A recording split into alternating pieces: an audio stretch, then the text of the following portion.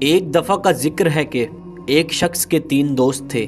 وہ اپنے پہلے دوست سے بے حد محبت کرتا تھا، اس کا ہر وقت خیال رکھتا، اس کے لیے قیمتی تحفے لیتا اور ہر وقت اس کے ساتھ گزارتا۔ دوسرے دوست سے وہ مناسب تعلق رکھتا، کبھی کبھار اس سے ملتا اور اس کے ساتھ کچھ وقت گزارتا، لیکن تیسرے دوست کو وہ زیادہ اہمیت نہیں دیتا تھا، حالانکہ وہ ہمیشہ اس کی خیر خواہی کرتا اور اس کے ساتھ وفادار رہتا۔ ایک دن بادشاہ کے دربار سے حکم آیا کہ اس شخص کو فوراً عدالت میں پیش کیا جائے، جہاں اس کے تمام اعمال کا حساب لیا جائے گا۔ یہ خبر سن کر وہ شخص بہت گھبرا گیا۔ اس نے سوچا یہ ایک مشکل گھڑی ہے اور مشکل حالات میں سچے دوست ہی ساتھ دیتے ہیں۔ چنانچہ وہ اپنے سب سے عزیز اور قریبی دوست کے پاس گیا، جس سے وہ سب سے زیادہ محبت کرتا تھا۔ اس نے اپنے سب سے عزیز دوست سے فریاد کی، مجھے بادشاہ نے بلایا ہے اور میں بہت پریشان ہوں، کیا تم میرے ساتھ چلو گے اور میری مدد کرو گے؟ مگر وہ دوست بے رخی سے بولا، نہیں، میں تمہارے ساتھ نہیں جا سکتا، یہ تمہاری اپنی مشکل ہے، میں اس میں کچھ نہیں کر سکتا۔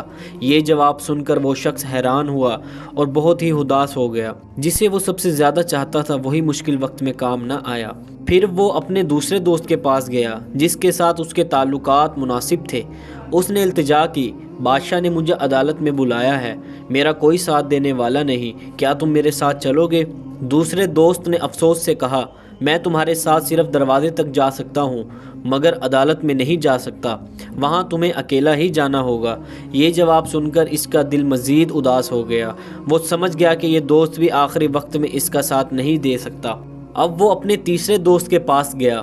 ہچکچاتے ہوئے اس نے کہا، میں جانتا ہوں کہ میں نے تمہیں ہمیشہ کم اہمیت دی ہے، مگر آج میں بہت پریشان ہوں، بادشاہ کے دربار میں میری پیشی ہے، کیا تم میرے ساتھ چلو گے؟ یہ سنتے ہی تیسرے دوست نے مسکراتے ہوئے جواب دیا، فکر نہ کرو، میں تمہارے ساتھ چلوں گا اور تمہارے حق میں گواہی بھی دوں گا۔ یہ جواب سن کر اس شخص کی آنکھوں میں آنسو آ گئے۔ جس دوست کو اس نے ہمیشہ کمتر سمجھا وہی سب سے زیادہ وفادار نکلا۔ یہ کہانی دراصل دنیا حقیقت کی عکاسی کرتی ہے۔ پہلا دوست دولت، یہ ہماری دولت اور جائیداد کی علامت ہے کہ ہم سب سے زیادہ عزیز رکھتے ہیں۔ ہم ساری زندگی دولت کمانے میں لگا دیتے ہیں، مگر جب موت کا وقت آتا ہے تو یہ دولت ہمارے ساتھ نہیں جاتی۔ دوسرا دوست خاندان اور دوست احباب ہیں۔ یہ ہمارے خاندان، رشتہ داروں اور دنیاوی دوستوں کی علامت ہے۔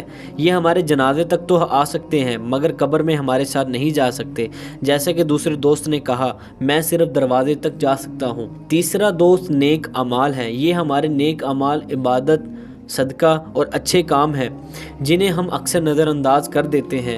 یہی واحد چیز ہے جو موت کے بعد ہمارے ساتھ جاتی ہے اور قیامت کے دن ہمارے حق میں گواہی دیتی ہے۔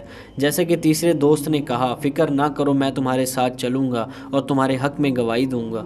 یہ کہانی ہمیں سکھاتی ہے کہ ہمیں اپنی دولت اور دنیا تعلقات پر حد سے زیادہ انحصار نہیں کرنا چاہیے، کیونکہ وہ ہمیں آخرت میں کوئی فائدہ نہیں دے سکتے۔ اصل کامیابی نیک اعمال میں ہے، جو مرنے کے بعد بھی ہمارے ساتھ رہتے ہیں۔